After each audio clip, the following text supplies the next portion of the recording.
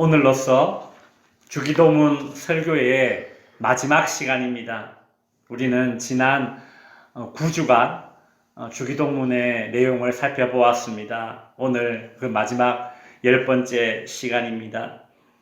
왜 예수님께서 우리에게 제자들에게 주기도문을 가르쳐 주셨으며 또 그 주기도문의 내용이 가지고 있는 의미는 무엇인가? 오늘은 지난 9주간 살폈던 말씀들을 이제 간단하게 총복습해 보면서 주기도문의 말씀을 마무리 지으려고 합니다. 왜 예수님께서는 제자들에게 주기도문을 가르쳐 주셨을까요? 그 당시에 유대인들은 그 종교 지도자들의 잘못된 기도의 행태를 가까이에서 보고 또 이방인들이 하는 잘못된 기도의 행태를 보면서 그것을 따라하게 되었습니다. 유대인, 특별히 종교 지도자들의 잘못된 기도의 행태는 사람들에게 보이기 위해서 외식적으로 기도를 하는 것이었고, 이방인들의 잘못된 기도의 행태는 내 기도에 정말 신이 응답하는가라는 그런 믿음 없이 의심하면서 했던 말을 또 하고 했던 말을 또 하고, 이것이 성경의 중언부언이라고 되어 있는데 믿지 못하니까 했던 말을 또 하고 했던 말을 또 하는 것입니다.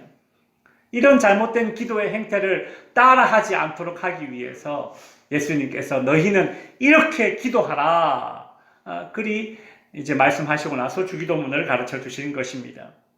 주기도문은 하늘에 계신 우리 아버지여 라면서 이제 시작이 됩니다. 왜 예수님은 하나님을 아버지라고 부르도록 하셨을까요? 이것은 하나님이 우리 인간들처럼 남성, 여성 이런 성별로 구분되어 있어서 하나님이 남성이다, 그래서 아버지다, 이게 아닙니다.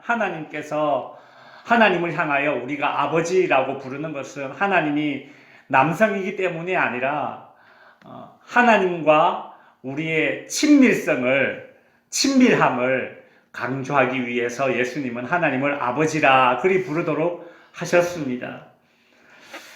우리의 기도를 들으시는 하나님은 우리에게 어떤 무서운 그런 주인, 상사가 아닙니다. 우리의 기도를 들으시는 하나님은 우리에게 친밀한 관계를 맺고 있는 아버지 되십니다. 그래서 하나님이 들으시는 기도를 아버지처럼 내 기도를 들으시는 하나님께 기도할 때에 우리는 세상 다른 종교인들이 하는 기도와 달리 우리는 참 희망 가운데, 긍정적인 가운데, 소망 가운데 기쁘게 기도할 수 있는 것이죠. 또한 하늘에 계신 하나님을 우리는 우리 아버지라고 그래 부릅니다. 나의 아버지가 아니라 하나님을 우리 아버지라고 부르도록 하셨죠. 저도 하나님을 아버지라고 부르고 우리 집사님도 우리 권사님도 각각 하나님을 아버지라고 부릅니다. 우리는 피 한 방울 섞이지 않은 어찌 보면 남남이지만 우리가 하나님을 아버지라고 부르는 순간 우리 모두는 다 하나님 안에서 한 자녀가 되는 것입니다. 이것은 참으로 귀하고 아주 복된 그런 축복인 것이죠.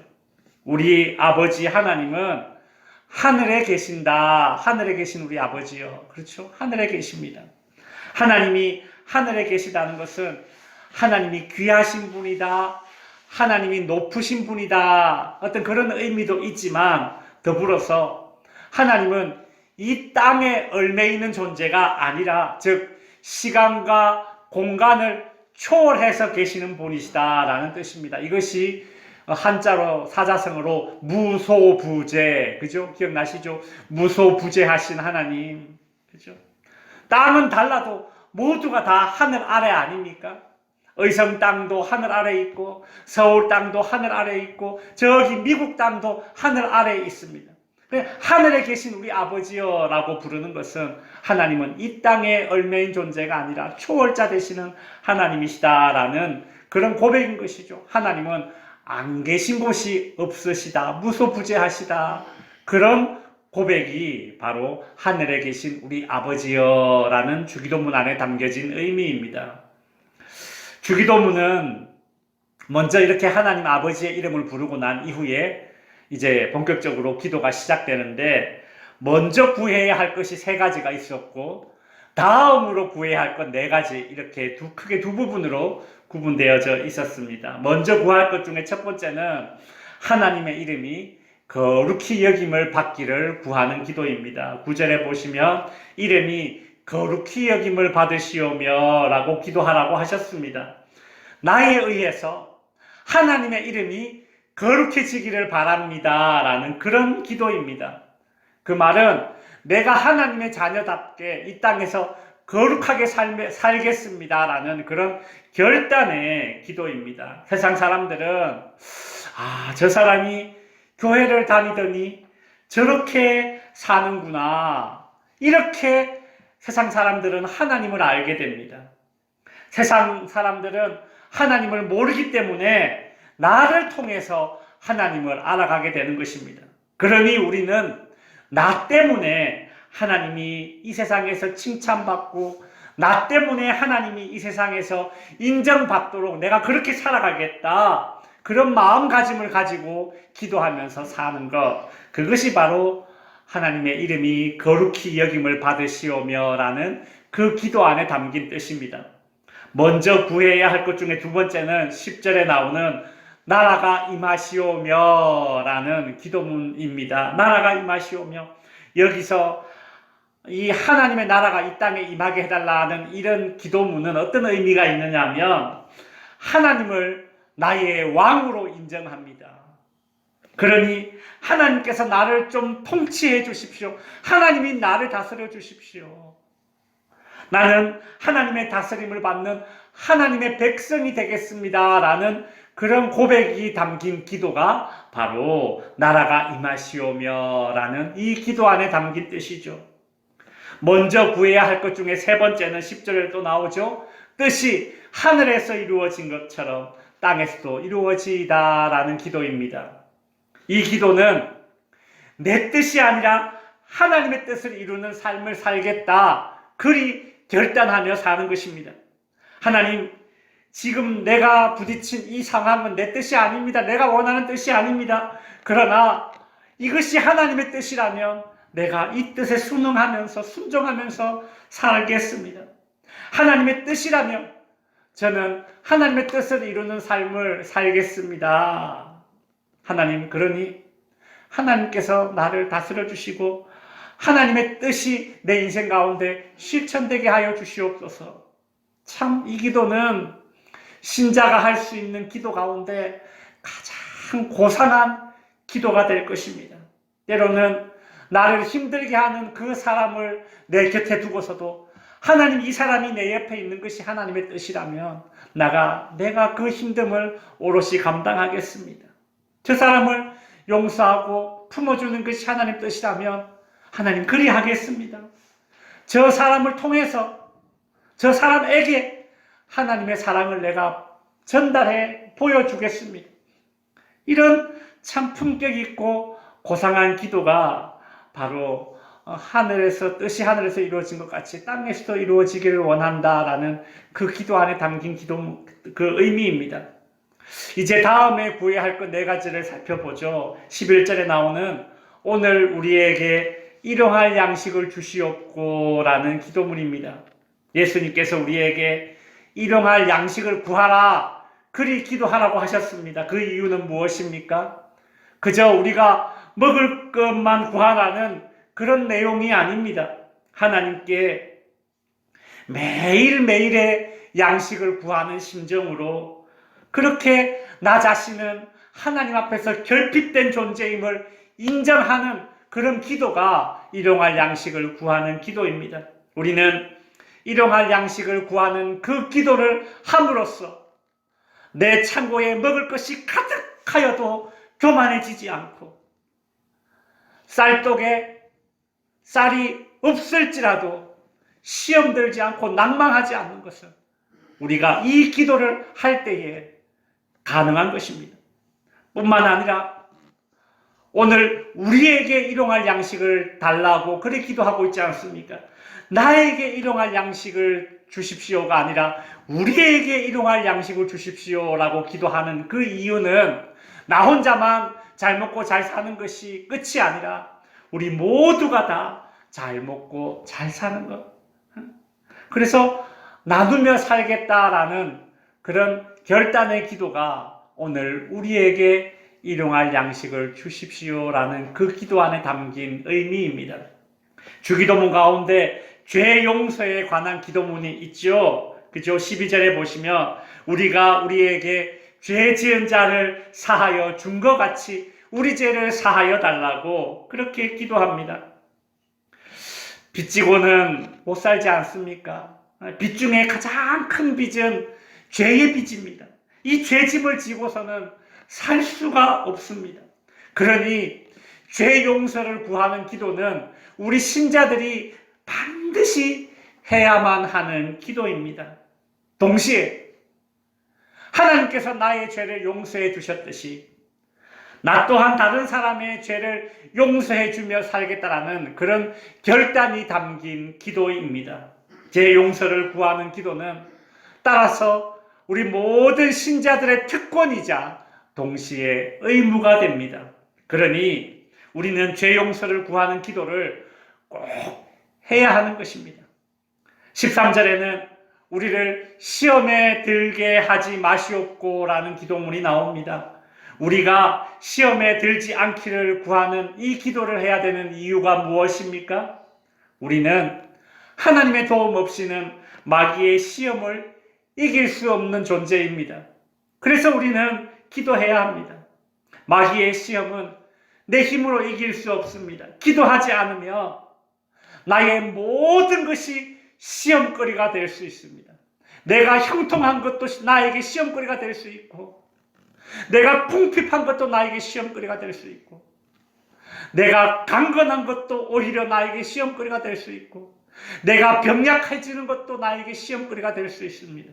그러니 기도하지 않으면 나의 모든 것이 시험거리가 될 수 있으니 우리는 시험에 들지 않게 해달라고 기도하면서 우리의 삶을 영위해 나가야 하는 것입니다.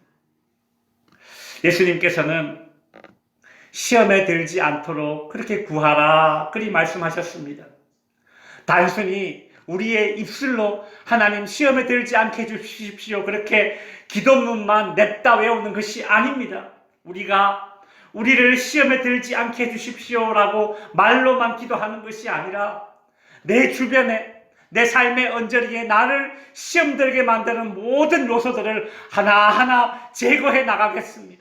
내려놓겠습니다라는 그 결단이 이 기도문 안에 담겨 있습니다. 내가 시험 걸릴 만한 유혹거리들을 내 삶의 언저리에 그대로 내버려 두고서 나를 시험에 들지 않게 해주십시오. 그리 기도하는 것은 이것은 참 모순적인 것입니다. 따라서 나의 삶 가운데 내 일상 가운데 내 주변에 나를 시험 들게 만드는 유혹거리들을 적극적으로 제거하거나 멀리하면서 살겠다라는 그런 실천을 행할 수 있는 그런 굳은 의지가 이 기도문 안에 담겨야 하는 것입니다. 주기도문 내용 가운데 13절에 보시면 다만 악에서 구하시옵소서라는 이런 구절이 있죠. 악에서 구하여 달라는 기도, 이 또한 우리가 해야 되는 기도입니다. 예수님은 제자들에게 악에서 구출받기를 위해서 기도해라 그리 말씀하셨습니다. 세상에는 하나님을 두려워하지 않는 악한 자들이 많습니다. 세상에는 하나님의 말씀을 인정하지 않는 악한 권력과 악한 문화들이 도처에 깔려 있습니다. 그리스도인들은 이런 악인들과 악한 권력과 악한 문화들로부터 우리의 몸과 마음과 생각을 지키고 신앙을 지키고 가정을 지키고 교회를 지켜야 합니다. 근신하라 깨어라. 너희의 대적 마귀가 우는 사자와 같이 두루 삼킬 자를 찾는다라고 베드로가 말했습니다. 성경에서 근신하라 깨어라 라는 이 말은 기도해라 라는 그 의미입니다. 우리의 싸움은 혈과 육의 싸움이 아니기에 주님이 가르쳐 주신 이 주기도문의 내용대로 기도하면서 우리의 몸과 마음과 생각과 신앙과 가정과 교회를 지켜 나가야 하는 것입니다. 오늘은 주기도문을 끝마치는 그 마지막 기도문 문장을 살펴보도록 하겠습니다. 13절에 보시면 나라와 권세와 영광이 아버지께 영원히 있사옵나이다. 아멘이라고 되어져 있죠. 가장 먼저 눈에 띄는 것은 여러분 성경책을 보십시오. 여러분 성경책에 어떻게 되어 있습니까? 이 구절이 이렇게 괄호가 쳐져 있습니다. 맞죠? 다른 성경 구절은 괄호가 쳐져 있지 않는데 유독 이 부분은 성경책에 보면 여러분 성경책에도 글이 되어 있을 것입니다. 13절에 보면 나라와 권세와 영광이 아버지께 영원히 있사옵나이다. 아멘 이라는 이 구절에 이렇게 괄호가 채워져 있습니다. 여러분 이 괄호가 왜 쳐져 있는 것일까요? 옛날에는 인쇄술이나 책 만드는 기술이 발달되어져 있지 않았습니다. 사람이 책을 일일이 옮겨 적었습니다. 이것을 성경 사본이라고 합니다. 사본. 우리가 가끔 성경을 읽다 보면 이 성경책에 이렇게 괄호가 쳐져 있는 부분이 오늘 본문 말고도 또 볼 수 있습니다. 이 성경에 이렇게 괄호가 쳐져 있는 이유는 무엇인가 하면 성경은 여러 종류의 사본들이 있는데 어떤 사본에는 이 구절이 있고 어떤 사본에는 이 구절이 없습니다. 띄어나보세요. 그다음 놔보세요. 그러니까 어떤 성경 사본에는 이 괄호 안에 있는 성경 구절이 있는데 또 어떤 사본에는 이 괄호 안에 있는 성경 구절이 없습니다. 그래서 학자들이 이렇게 괄호를 쳐서 어떤 데는 있고 어떤 데는 없는 그런 성경 구절을 이렇게 괄호를 치놓은 것입니다. 그래서 아주 극단적으로 말하자면 원래 예수님이 가르쳐준 주기도문에 이 괄호친 부분이 있을 수도 있고 없을 수도 있습니다. 우리는 잘 모릅니다. 그죠? 그럼에도 불구하고 우리가 이 괄호친 부분도 성경 말씀으로 주기도문으로 인정하는 이유는 무엇인가? 후대에 초대교회에서 성도들이 예수님이 가르쳐 주신 이 주기도문의 내용대로 기도를 했을 때에 그 마음속에서 하나님을 향한 그 감사와 찬양이 우러져 나왔던 것입니다. 그래서 그 찬양에 대한 그 응답으로 나라와 권세와 영광이 아버지께 영원히 있사옵나이다. 아멘. 이렇게 찬양으로 초대교회 성도들은 이 주님이 가르쳐 주신 기도를 마무리했습니다. 이것이 교회의 전통이 되어서 오늘날 우리도 이 주기도문을 기도에 이제 포함해서 함께 하고 있는 것입니다. 뿐만 아니라 우리가 평소 예배 시에 외우는 이 주기도문이랑 오늘 성경 구절에서 보는 이 주기도문에는 다른 점이 있습니다. 여러분 뭐가 하나 빠져 있죠? 혹시 아시겠습니까? 우리가 주기도문을 외울 때에 우리를 시험에 들게 하지 마옵시고 다만 악에서 구하시옵소서. 그 다음에 어떻게 합니까? 대개 나라와 권세와 하죠. 그죠? 근데 마태복음 성경 구절에는 대개라는 말이 없습니다. 그렇죠? 네. 이 대개라는 단어가 왜 우리가 외우는 주기도문에는 추가되어져 있고 오늘 마태복음에는 왜 빠져 있을까? 이것이 궁금하지 않습니까?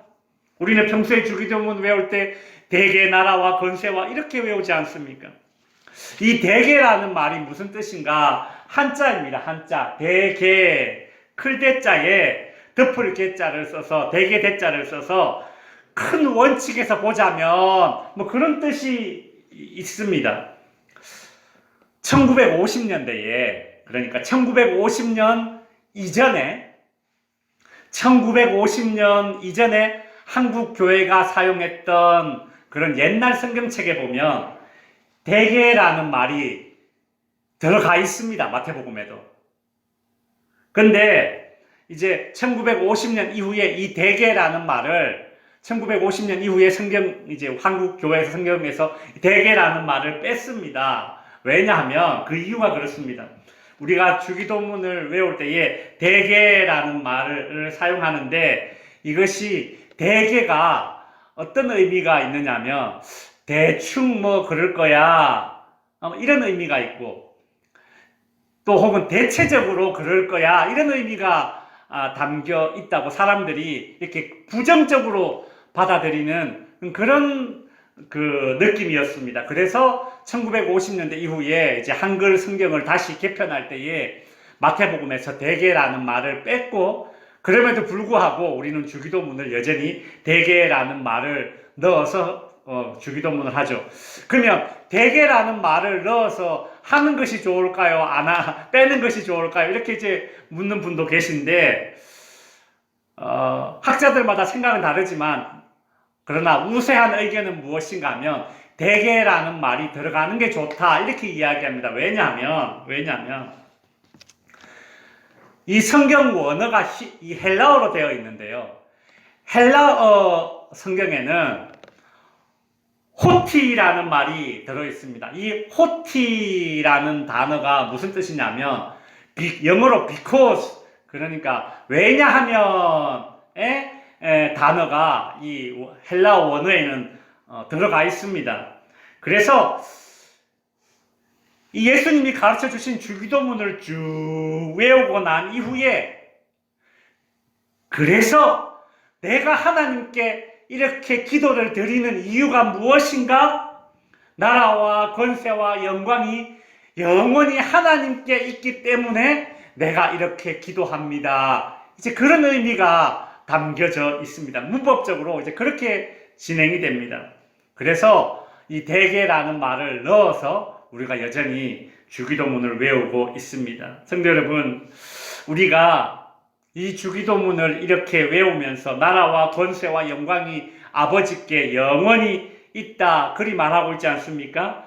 하나님께 속한 것, 하나님께 영원히 속해 있는 것 세 가지가 있다고 우리가 고백을 하게 되죠. 첫 번째는 나라가 하나님께 영원히 속해 있다. 두 번째는 권세가 하나님께 영원히 속해 있다. 세 번째는 영광이 하나님께 영원히 속해 있다. 이제 그리 찬송을 합니다. 나라가 하나님께 영원히 속해 있습니다. 이것은 무슨 뜻이냐 하면 세상에는 많은 나라들이 있지만 영원히 지속되는 나라는 없습니다. 여러분, 조선시대도 500년 안에 막을 내렸습니다. 여러분, 이 인류 역사 가운데 우리나라 조선처럼 500년의 역사를 가지고 있는 왕조가 참 드뭅니다. 이 500년도 대단한 겁니다. 로마가 1200년, 300년 갔다고 하지만 그러나 한 명의 왕조가 아닙니다. 끊임없이 바뀌지 않습니까? 이씨조선 왕조가 500년 갔다면 정말 세계 역사적으로 봐도 대단하다, 이제 그리 이야기를 하는데 마찬가지입니다. 이 땅에는 영원한 나라가 없습니다.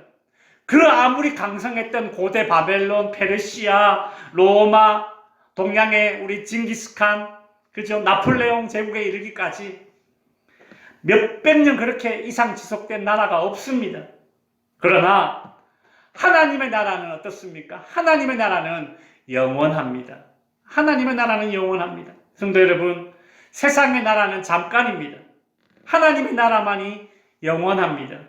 그래서 우리가 하나님 나라, 하늘나라, 다른 말로 천국을 그래서 사모하는 것입니다. 우리는 나라가 하나님께 영원히 있사옵나이다라는 이 주기도문을 통해서 이 모든 나라의, 이 세상 나라의 궁극적인 통치자는 하나님이심을 고백하게 되는 것이고, 우리 몸은 비록 이 세상 나라에 있지만 우리의 시민권은 영원한 하늘나라에 있다라고 고백하는 것이 바로 나라가 영원히 하나님께 있다라고 고백하는 이 고백 안에 담겨진 의미입니다. 두 번째로 권세가 하나님께 영원히 속해 있습니다. 여기서 권세는 파워, 힘입니다. 모든 파워, 모든 힘이 하나님께 있다라는 이 고백은 하나님만이 이 온 우주 만물을 다스린다라는 그 뜻입니다. 여러분의 고백은 어떻습니까? 모든 권세가 하나님께 있음을 고백하고 있습니까? 아니면 여전히 세상 권세의 눈치를 보면서 무서워하고 있습니까? 권세가 영원히 하나님께 있다라고 고백하는 것은 우리가 진정 두려워해야 할 분이 누구인지에 대한 그런 고백입니다. 큰 권세 주께 있으니, 큰 권세 주께 있으니, 큰 권세 주께 있으니. 종교개혁가 루터나 칼빈은 가톨릭 교황의 탄압을 받으면서도 진리를 굽히지 않았습니다. 왜 그렇습니까? 큰 권세가 오직 하나님께만 있기 때문입니다. 일제강점기 때 한국 교회는 일본의 탄압을 받으면서도 신사참배를 하지 않았습니다. 왜입니까? 이 땅에서 영원한 권세, 큰 힘은 오직 하나님께만 있다라는 이 믿음이 있었기 때문에, 그래서 신사참배에 굴하지 않았던 것이죠. 초대교회 성도들은 이 주기도문을 외우면서 나라와 권세가 하나님께 있습니다라는 이 주기도문을 외우면서 하나님의 나라가 영원하다라는 것을 믿었기 때문에, 하나님의 힘만이 영원하다라는 것을 믿었기 때문에 로마 제국의 온갖 박해에도 굴하지 않고 믿음을 저버리지 않을 수 있었습니다. 세 번째로, 영광이 하나님께 영원히 속해 있습니다. 여기서 영광은 무엇인가 하면, 전쟁에서 승리한 장수가 이렇게 시가행진을 하면서 군중들에게 환호와 박수를 받는 것이 바로 여기서 이야기하는 영광, 승리의 영광입니다. 세상에 많은 잡신들이 있고 세상에 많은 권세가들이 있을지라도 궁극적인 승리의 영광은 오직 하나님께만 돌리는 것입니다. 창세기 11장에 보면 인간들이 바벨탑을 쌓으면서 스스로에게 영광을 돌리려 했지만 실패했습니다. 오늘날에도 사람들은 스스로에게 영광을 돌리는 그런 악한 본성이 내 안에 불쑥불쑥 튀어나올 때가 있습니다. 우리는 그럴 때마다 모든 영광은 하나님께 속해 있습니다 라는 이 주기도문을 외우면서 우주 만물의 주인 되시는 하나님, 나의 주인 되시는 하나님, 모든 영광의 진짜 주인 되시는 하나님께, 하늘에 계신 우리 아버지께 영광을 온전히 돌려드리는 것입니다. 그래서 주기도문의 첫 문장이 보면 하늘에 계신 우리 아버지여 라고 시작했다면, 오늘 주기도문의 맨 마지막 문장도 아버지께 영원히 있사옵나이다, 아버지로 시작해서 아버지로 끝나는 것이 바로 주기도문입니다. 우리의 기도가 누구를 향한 기도인가? 하나님 아버지를 향한 기도라는 것을 예수님께서 강조하기 위해서 처음 시작할 때 하나님 아버지의 이름을 부르고 마지막 기도를 마칠 때에 하나님 아버지의 이름을 부르면서 그렇게 주기도문이 마무리되는 것입니다. 이제 말씀을 정리하겠습니다. 하늘에서 빗물이 막 쏟아져도 그릇을 이렇게 뒤집어 놓으면 물 한 방울 담을 수 없습니다. 학생이 배울 때에 저건 나한테 필요 없어, 그런 마음을 먹는다면 아무리 훌륭한 선생님이 아무리 좋은 것을 가르쳐 준다 할지라도 그것을 내 것으로 삼을 수가 없는 것입니다. 여러분, 진짜 훌륭한 학생은 선생님에게 배운 것을 자기 것으로 삼는 것입니다. 맞죠? 그래서 주기도문 맨 마지막에 보면 아멘이라고 끝이 납니다. 아멘. 여러분, 아멘의 뜻이 무엇입니까? 우리가 예배 시간에 대표 기도하시는 분이 기도를 마치고 나면 다 같이 아멘 하지 않습니까? 그죠? 뭐 찬양대나 성가대가 찬양을 하고 나면 다 같이 아멘 하지 않습니까? 그때 이 아멘의 뜻은 진실입니다, 동의합니다, 그 뜻이 바로 아멘입니다. 주님, 제가 이때까지 했던 모든 주기도문의 내용은 진실입니다. 그 마음을 담아서 우리는 아멘, 이 두 마디를 외치는 것입니다. 주기도문을 쭉 외우고 나서 주님이 가르쳐 주신 이 주기도문의 내용에 저는 100% 동의합니다, 아멘, 그 뜻입니다. 예수님이 가르쳐 주신 저 주기도문의 기도가 곧 나의 기도입니다, 아멘. 그래서 아멘으로 마치는 것입니다. 우리는 지금까지 예수님이 가르쳐준 주기도문을 10주에 걸쳐 배워왔습니다. 바라기는 저와 모든 성도 여러분은 예수님께서 가르쳐 주신 이 주기도문의 내용을 기반 삼아서 기도하심으로 말미암아 나 중심의 기도가 아니라 하나님 중심의 기도로 이렇게 기도가 바뀔 수 있는 그런 계기가 되기를 바랍니다. 저와 여러분의 기도 시간은 주기도문의 내용에 기반한 기도가 되어서 하나님의 뜻이 재확인되는 그런 기도의 시간이 되고 우리의 모든 기도가 하나님의 뜻 안에서 이루어지는 복과 기쁨을 누리실 수 있기를 주님의 이름으로 축원드립니다. 기도하겠습니다. 우리